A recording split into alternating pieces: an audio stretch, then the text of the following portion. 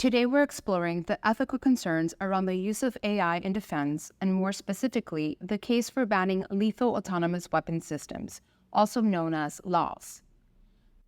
Lethal autonomous weapons take humans out of the decision to use force, which is fundamentally dehumanizing, and their development will have profound consequences for all of us.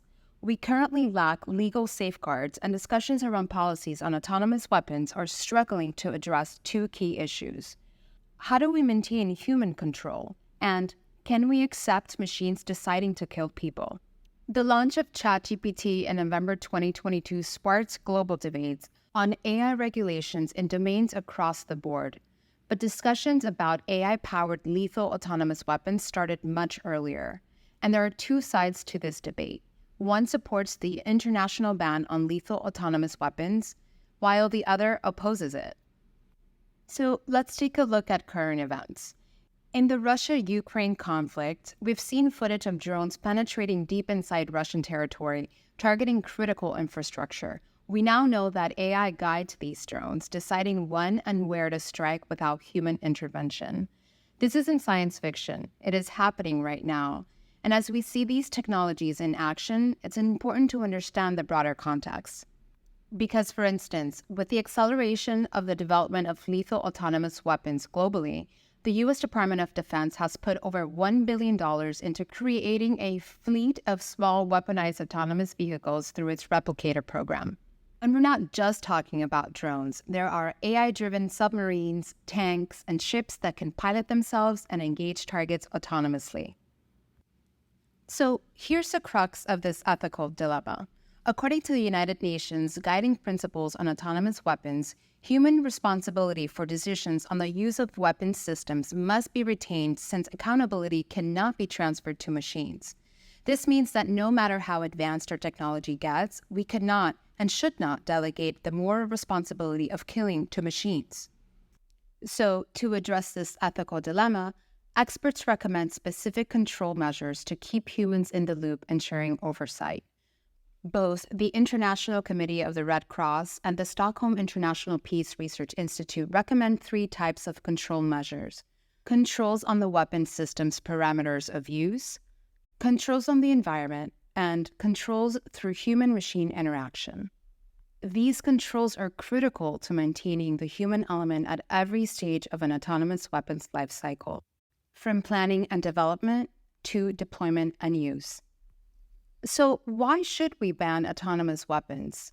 Advocates for a ban argue that these systems are inherently unlawful and immoral. One of the primary concerns is the black box problem. We can't predict how an AI will interpret its programming in a real-world scenario. This unpredictability alone leads to violations of international humanitarian laws and human rights. Consider this. Programmers can't foresee what an AI system will learn from its algorithms. This means we can't guarantee that the system will comply with the laws of war or respect human life. But even if it could, mechanized killing strips away human dignity. The act of taking a life should involve a human decision, guided by empathy and moral judgment, qualities that machines inherently lack. Let's take a look at the broader ethical views. On one side is the military superiority argument, focusing on staying ahead of the arms race, essentially influenced by the realism theory. The other side is the rule of law perspective, emphasizing the need for legal and moral principles to ensure security. This view argues that military force should defend the rule of law, not override it. And so efforts to regulate autonomous weapons are ongoing. The UN's Convention on Certain Conventional Weapons has been discussing AI-powered weapons as recently as 2013, and the progress has been slow because of a lack of consensus. Major powers like the US, Russia, and China have resisted a ban, arguing that it would hinder their military capabilities. So unfortunately, accountability continues to be a major issue. Who's responsible if an autonomous weapon commits a war crime? The programmer? The manufacturer? The military commander? This ambiguity is creating a dangerous accountability gap because political discussions on responsible military use are not binding international humanitarian laws, nor do they cover the ethical issue around taking a life with a lethal autonomous weapon. Instead, these plenary meetings are foundations for guidelines and frameworks for best practices that are shared across the endorsing states only. As Google and many others have articulated, machines will never be able to bring a genuine humanity to their interactions, no matter how good they get at faking it. No matter how advanced, machines can never replace human qualities of empathy, compassion, and moral judgment. And so, allowing autonomous weapons to decide who lives and who dies would dehumanize warfare and erode the moral fabric of our society. In closing, while autonomy in defense has benefits, programming systems for autonomous weapons dehumanize people. It reduces us to data points and puts us all at risk of discriminatory profiling, without human accountability and a lack of dignity.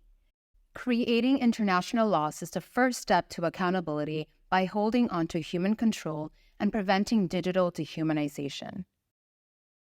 And I'll leave you with this question. With all things considered, if your country was suddenly at war, would you rather be defended by the sons and daughters of your community or an autonomous AI weapons system?